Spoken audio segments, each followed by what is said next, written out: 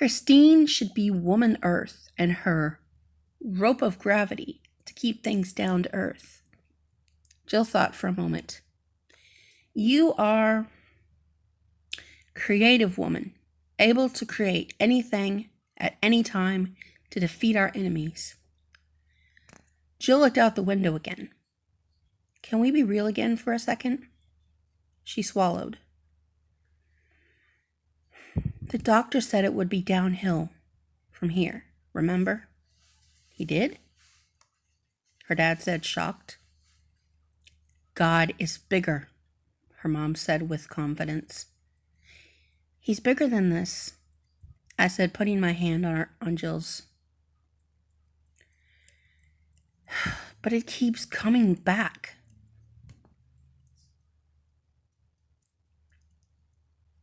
Then you keep going to God, her mom said. Pray until something happens, I said, remembering an anagram I heard once. The only real superpower I have are gagging, sleeping, sweating through my forehead, and my ability to turn pale as a ghost. Just then, the doorknob turns and opens. Ashley comes in, wearing unicorn pajamas that are white with rainbows all over them. Well, hello there, cutie. What's your name? This is Ashley, Jill said. Jill, are you sad? Ashley asked. A little. How are you? Lonely. My daddy had to work today.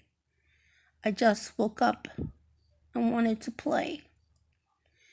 Oh, sweetie, I wish I had known you were by yourself. I'd have come and visited. I brought Sorry, she said, putting the box on the bed. That is my favorite game, Jill said with a big smile. My hair is going away, Ashley said as she felt the top of her head. I don't want my hair to go away. I didn't either. But you know what? Hair is so cool because it grows back. I look stupid, she said, starting to cry. You look like a fighter, Kara said, coming to hug her. I had the same problem with my hair, but eventually it all came out, and I got a new fuzzy hairdo. I miss my daddy, Ashley said, climbing into bed with Jill and laying her head down on her chest. It's okay. He'll be back soon. Do you want to take a nap with me? Or are you too awake too? I just want someone who feels like a mommy to be near me. She lost her mom to cancer, I whispered to Jill's parents. Oh, poor dear, Marge said.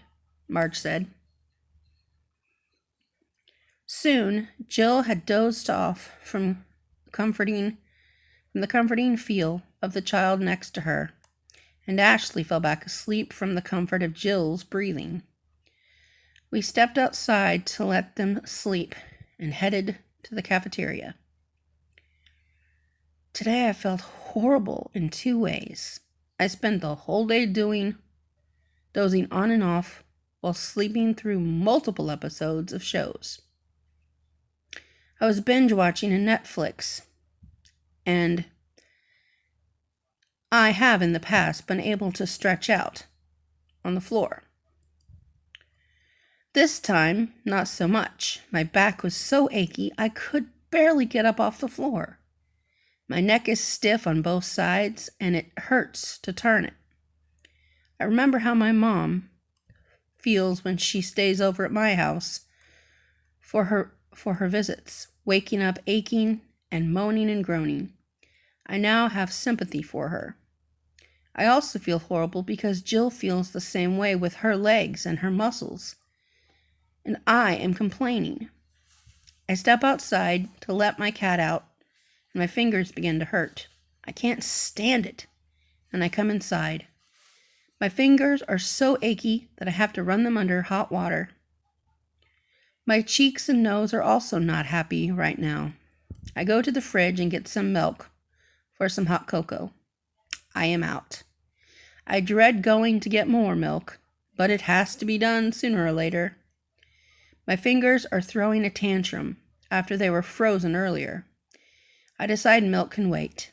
I decide to watch a body painting show on Netflix.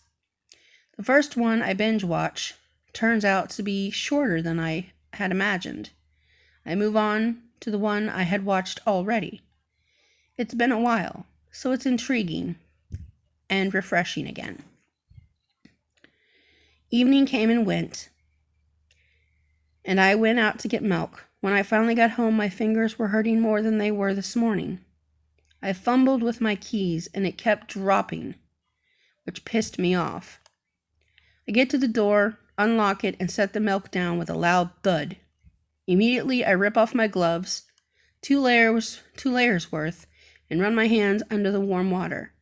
They finally start feeling better. I am now ready for the steamy glass of hot cocoa.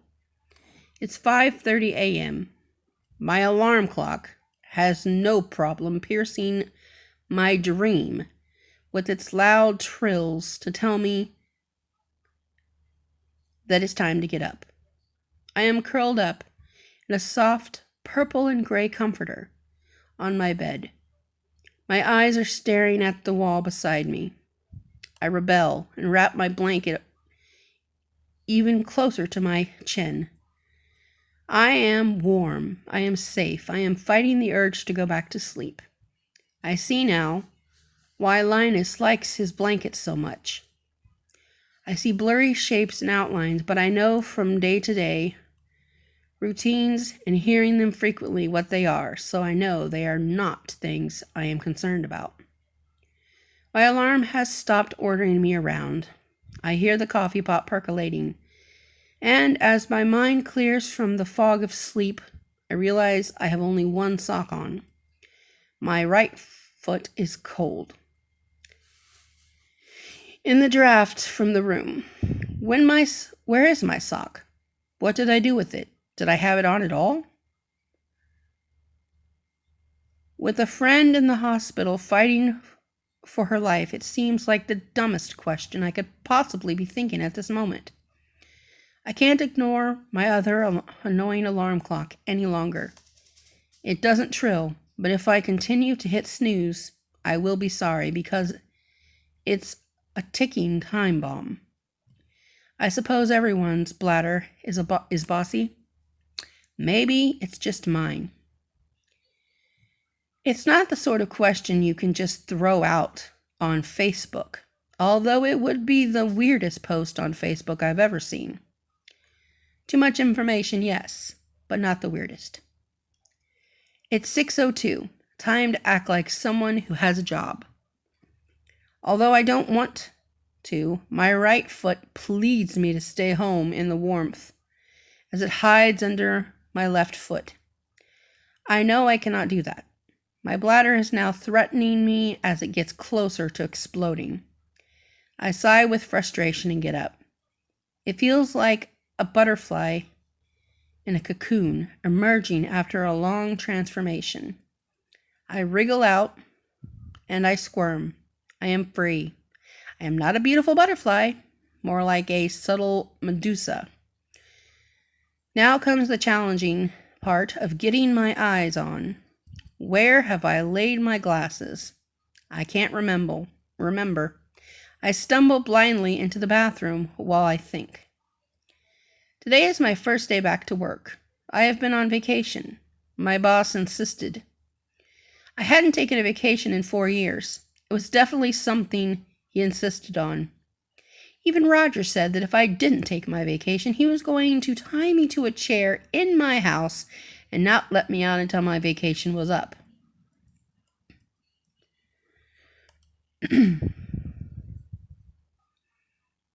It sleeted last night. The noise sounded like tiny tap dancers on the roof, and the sidewalk looks as if someone had left the ice cube dispenser on. Lightning filled the sky. It was a light blue-purple flashing color. When the sleet came down, I remember the trash and the recycling bin was still by the street.